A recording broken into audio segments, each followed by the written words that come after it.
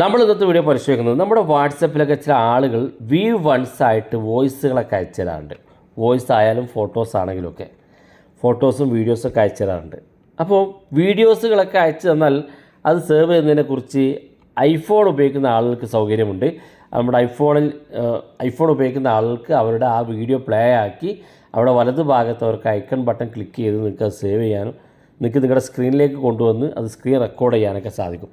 എന്നാൽ Android mobile phone ഉപയോഗിക്കുന്ന ആളുകൾക്ക് ആ ഒരു സൗകര്യമില്ല. പക്ഷേ ആൻഡ്രോയിഡ് മൊബൈൽ ഫോൺ ഉപയോഗിക്കുന്ന ആളുകൾക്ക് വോയിസുകൾ അത്തരത്തിൽ വി വൺസിൽ അയച്ചാൽ അത് സേവ് ചെയ്യാനുള്ള സൗകര്യമുണ്ട്.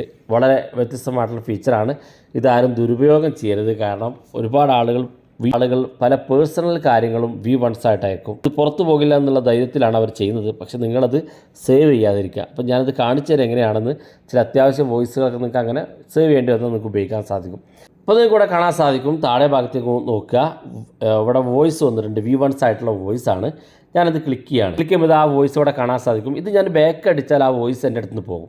അപ്പോൾ ഇത് റെക്കോർഡ് ചെയ്യാൻ അല്ലെങ്കിൽ ഇത് സേവ് ചെയ്യാനുള്ള ഓപ്ഷൻ നമുക്ക് വാട്സപ്പ് അനുവദിക്കുന്നില്ല. പക്ഷേ നമുക്കിത് പ്ലേ ചെയ്യാം.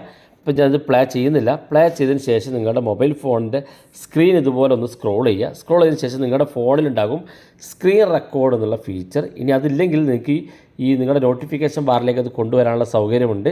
അതിനെക്കുറിച്ച് നമ്മൾ നേരത്തെ ഒരു വീഡിയോ ചെയ്തിരുന്നു. ഇനി ആവശ്യമാണെങ്കിൽ നിങ്ങൾ അറിയിച്ചാൽ നമുക്കത് ചെയ്യാം. ഈ നോട്ടിഫിക്കേഷൻ ബാറിലേക്ക് നിങ്ങൾക്ക് ഇഷ്ടമുള്ള ഐക്കണുകൾ കൊണ്ടുവരാൻ സാധിക്കും. അപ്പോൾ നിങ്ങളുടെ ഫോണിലൊക്കെ ഉണ്ടാകും സ്ക്രീൻ റെക്കോർഡ് ആപ്പുകൾ. അപ്പോൾ സ്ക്രീൻ റെക്കോർഡ് ആപ്പുകൾ ഉപയോഗിക്കുക. ഇത് പ്ലേ ചെയ്തതിന് ശേഷം നിങ്ങളുടെ ഫോണിലുള്ള നോട്ടിഫിക്കേഷൻ ഇതുപോലെ വലിക്കുക. നിങ്ങളുടെ സ്ക്രീൻ റെക്കോർഡ് ആപ്പുകൾ ഇപ്പോൾ കാണാൻ സാധിക്കുക. സ്ക്രീൻ റെക്കോർഡ് ചെയ്യുന്നത് സ്ക്രീൻ റെക്കോർഡ് ചെയ്തതിന് ശേഷം നിങ്ങൾ വോയിസ് പ്ലേ ചെയ്യുക. അപ്പോൾ നിങ്ങളുടെ വോയിസ് ഒരു ബ്ലാക്ക് ബാക്ക്ഗ്രൗണ്ടിൽ വോയിസുകൾ റെക്കോർഡാകും. എന്നിട്ട് വേണമെങ്കിൽ നിങ്ങൾക്ക് അത് ആർക്കെങ്കിലും അയച്ചു കൊടുക്കാനോ സേവ് ചെയ്യാനൊക്കെ സാധിക്കും. വേണമെങ്കിൽ ആ ഒരു വീഡിയോ ആയിട്ടാണ് വരിക. നിങ്ങൾക്കത് MP3 ആക്കി മാറ്റാനൊക്കെ സാധിക്കും. മറ്റേതെങ്കിലും ആപ്പുകളൊക്കെ ഉപയോഗിച്ച് MP3 ആക്കാം. അതൊരു വീഡിയോ റെക്കോർഡായിട്ടാണ് വരിക. പക്ഷേ വോയിസ് അതിനകത്ത് റെക്കോർഡാകും.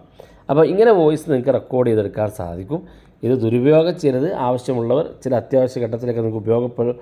ചില അത്യാവശ്യ ഘട്ടത്തിൽ നിങ്ങൾക്ക് അത്തരത്തിൽ ആവശ്യമാണെങ്കിൽ മാത്രം ഉപയോഗിക്കുക. വീഡിയോ ഇഷ്ടപ്പെട്ടെങ്കിൽ നിങ്ങളുടെ സുഹൃത്തുക്കൾക്ക് മറക്കാതെ ഷെയർ ചെയ്ത് കൊടുക്കുക. ഇതുപോലുള്ള വ്യത്യസ്തമായ അറിവുകളുമായി നമുക്ക് അടുത്ത വീഡിയോയിൽ കാണാം.